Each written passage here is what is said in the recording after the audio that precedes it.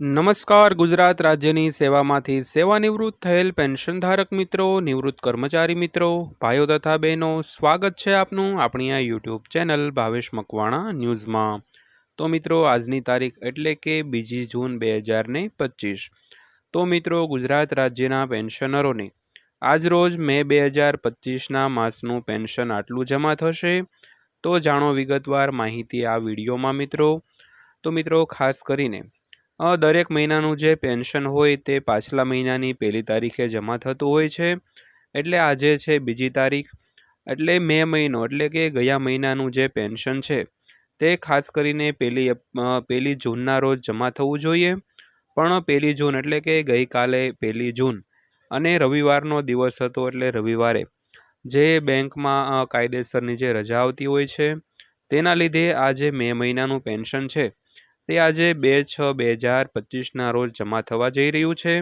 તો અત્યાર સુધીમાં તો મોટાભાગના પેન્શનરોનું પેન્શન આવી પણ ગયું હશે આ વિડીયો આવ્યો પહેલાં.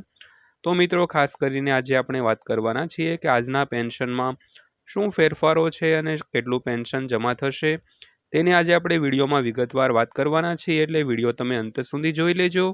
અને જો હજી સુધી આપણી આ ચેનલ તમે સબસ્ક્રાઈબ ન કરી હોય તો આવી જ માહિતીઓ મેળવવા માટે આપણી આ યુટ્યુબ ચેનલ સબસ્ક્રાઈબ પણ કરી લેજો. કારણ કે દરેક મહિનાનું જે પેન્શન કેટલું જમા થતું હોય છે તેનો આપણે સરળ ભાષામાં વિડીયો બનાવીને તમને માહિતગાર કરતા હોઈએ છીએ. તો વાત કરીએ તો મે 2025નું પેન્શન કેટલું જમા થશે. તો મિત્રો, ખાસ કરીને વાત કરીએ કે 1લી મે જે એપ્રિલ મહિનાનું પેન્શન જમા થયું હતું તે એપ્રિલ મહિનાનું પેન્શન અને આ મે મહિનાનું પેન્શન તેમાં ઘણો તફાવત રહેશે. કારણ કે જે એપ્રિલ મહિનાનું પેન્શન હતું તો ત્યારે આપણે જે મોંઘવારી ભથ્થામાં 2%નો વધારો કર્યો હતો. મોંઘવારી ભથ્થું એટલે કે હંગામી વધારો, ટેમ્પરરી ઇન્ક્રીઝ અથવા તો એના શોર્ટ ફોર્મ આપણે TI તરીકે ઓળખીએ છીએ. એટલે જે એપ્રિલ મહિનાનું પેન્શન હતું તેમાં જે મોંઘવારી ભથ્થામાં વધારો કર્યો હતો તેનો તફાવત ઉમેરીને આવ્યો હતો. કારણ કે મોંઘવારી ભથ્થું છે તે 1લી જાન્યુઆરીથી અમલમાં આવતું હોય છે. તો જાન્યુઆરી, ફેબ્રુઆરી અને માર્ચ આમ 3 મહિનાનો જે મોંઘવારી ભથ્થાનો તફાવત હતો તે આપણે ગયા માસના પેન્શનમાં એટલે કે એપ્રિલ માસના પેન્શનમાં આપણે આવ્યો હતો. અને આ મહિનાનું જે પેન્શન છે એટલે કે મે મહિનાનું પેન્શન તેમાં આપણે જે રેગ્યુલર પેન્શન હોય તેટલું જ પેન્શન હશે. એટલે ખાસ કરીને બધાને મનમાં પ્રશ્ન હશે કે આ મહિને કેમ આટલું પેન્શન ઓછું આવ્યું. તો તેનું કારણ એ છે કે એપ્રિલ મહિનાનું જે પેન્શન હતું તેમાં આપણે 3 મહિનાનો તફાવત હતો અને આ જે પેન્શન આવે છે તે આપણું રેગ્યુલર પેન્શન હશે મિત્રો. કારણ કે આ મહિને જે કોઈ પણ ગુજરાત સરકારના પેન્શન જે નિયમો હોય તેમાં કોઈ જાતના ફેરફાર નથી કર્યા. તો મે મહિનાનું પેન્શન ખાસ કેટલું આવશે તેની વાત કરીએ તો સૌથી પહેલાં તો તમારું મૂળ પેન્શન એટલે કે બેઝિક પેન્શન કેટલું છે તે તમારે જાણવું જોશે. જે તમારી તિજોરી અધિકારી દ્વારા જે તમારી પેન્શન સ્લીપ આપવામાં આવે છે તેમાં તમારું મૂળ પેન્શન છે તે નોટિસ કરેલું હશે.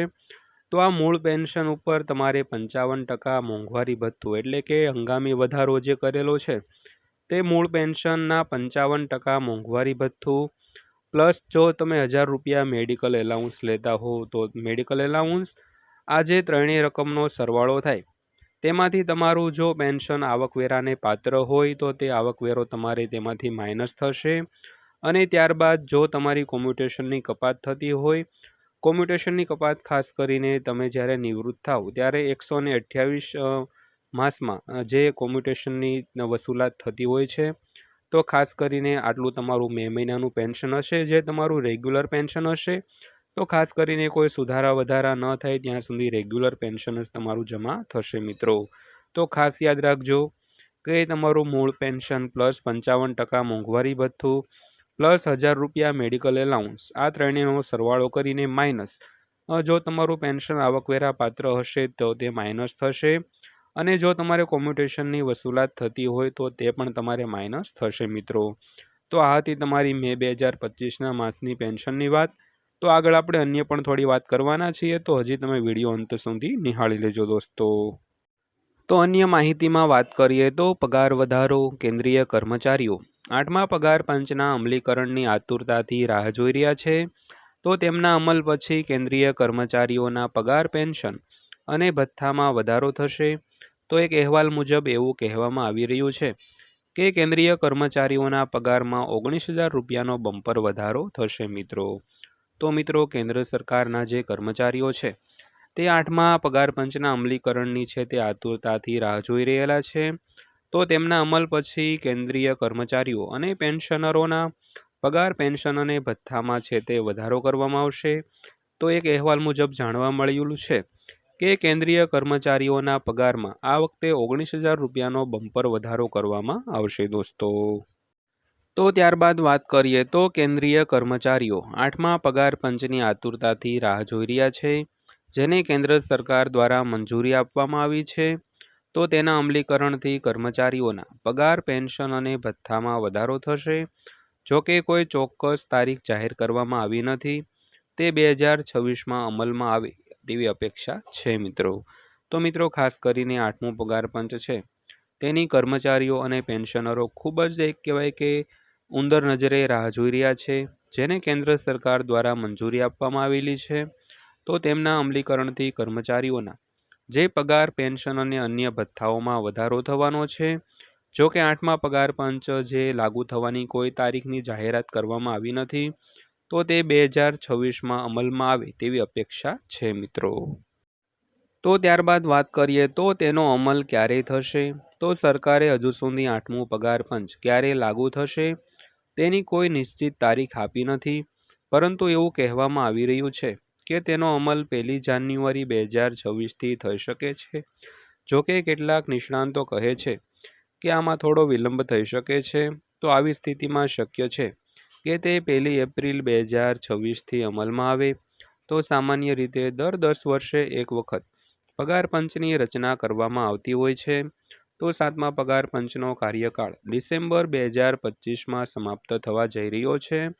તો 8મા પગાર પંચનો લાભ લગભગ 50 લાખ સરકારી કર્મચારીઓ અને 68 લાખ પેન્શનરોને મળશે મિત્રો.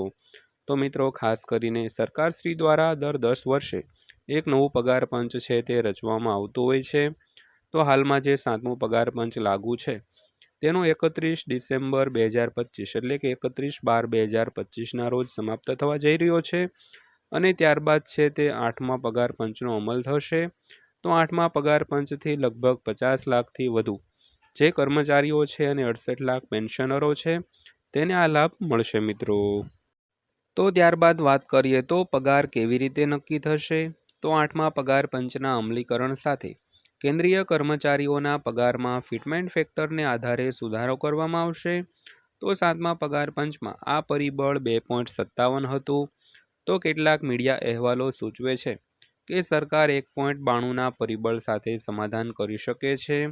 તો જ્યારે અન્ય અહેવાલો સૂચવે છે કે સરકાર 2.86ના ઉચ્ચ પરિબળને પસંદ કરી શકે છે. તો આ ફિટમેન્ટ ફેક્ટર કર્મચારીઓના સુધારેલા પગારને નક્કી કરશે મિત્રો. તો મિત્રો, ખાસ કરીને પગાર અને પેન્શન કેવી રીતે નક્કી થાય. તો જ્યારે પણ પગાર પંચ લાગુ થતા હોય ત્યારે એક ફિટમેન્ટ ફેક્ટર નામનું એક પરિબળ છે તે અગત્યનું ભાગ ભજવતો હોય છે. તો આ વખતે બધાને એવો વિશ્વાસ છે કે 1.92નું પરિબળ સાથે સમાધાન કરી શકે સરકાર. જ્યારે અન્ય પણ અહેવાલો એવું ઘણું સૂચવે છે કે સરકાર છે આ વખતે 2.86નો ઉચ્ચ ફિટમેન્ટ ફેક્ટર પસંદ કરી શકે છે. અને આ ફિટમેન્ટ ફેક્ટર કર્મચારીઓના જે સુધારેલા પગાર છે તેને નક્કી કરશે દોસ્તો. તો ત્યારબાદ વાત કરીએ તો પગાર અને પેન્શનમાં કેટલો વધારો થશે. તો 8મું પગાર પંચ લાગુ થવાથી કેન્દ્રીય કર્મચારીઓને મોટી રાહત મળી શકે છે. જો ફિટમેન્ટ ફેક્ટર 3 કે તેથી વધુ હોય તો લઘુત્તમ માસિક વેતન 19,000 રૂપિયાથી વધીને 51,480 રૂપિયા થઈ શકે છે. આનાથી કર્મચારીઓના પગારમાં નોંધપાત્ર વધારો થશે. તો આ સાથે પેન્શન પણ વધીને 25,740 રૂપિયા થશે. તો જેનો લાભ નિવૃત્ત કર્મચારીઓને પણ મળશે મિત્રો. તો મિત્રો, જ્યારે પણ 8મું પગાર પંચ લાગુ થાય ત્યારે કર્મચારીઓ અને પેન્શનરોને મોટી રાહત મળવાની છે. તો ફિટમેન્ટ ફેક્ટર 3 કે તેથી વધુ હોય તો લઘુત્તમ માસિક પેન્શન જેને 19,000 રૂપિયા પગાર મળી રહ્યો છે તેનો પગાર વધીને 51,480 રૂપિયા થશે. અને આનાથી કર્મચારીઓના પગારમાં નોંધપાત્ર વધારો થશે. આ સાથે જે નિવૃત્ત પેન્શનરો છે તેમને હાલમાં 9,000 રૂપિયાનું લઘુત્તમ પેન્શન મળી રહ્યું છે. અને જેનો લાભ નિવૃત્ત કર્મચારીઓને મળી રહ્યો છે. તો જ્યારે પણ 8મો પગાર પંચ લાગુ થશે ત્યારે તેનું પેન્શન વધીને 25,740 રૂપિયા થઈ શકે છે દોસ્તો. તો દોસ્તો આજની માહિતી જે આપણે મે 2025નું પેન્શન કેટલું જમા થશે તેની માહિતી આપી, સાથે અન્ય પણ થોડી એક્સ્ટ્રા માહિતી આપી છે. તો વિડીયો તમને પસંદ આવ્યો હોય તો વિડીયોને લાઇક કરજો. માહિતી સારી લાગી હોય તો આપણા વિડીયોને દિલથી એક લાઇક આપી દેજો. અને આવી જ માહિતી જો તમે રોજે રોજ મેળવવા માગતા હો તો આપણી આ યુટ્યુબ ચેનલને ખાસ કરીને સબસ્ક્રાઈબ કરી લેજો દોસ્તો. તો ફરીવાર પાછા મળીશું એક નવા વિડીયો સાથે, નવી માહિતી સાથે. ત્યાં સુધી સૌને જય હિન્દ, વંદે માતરમ.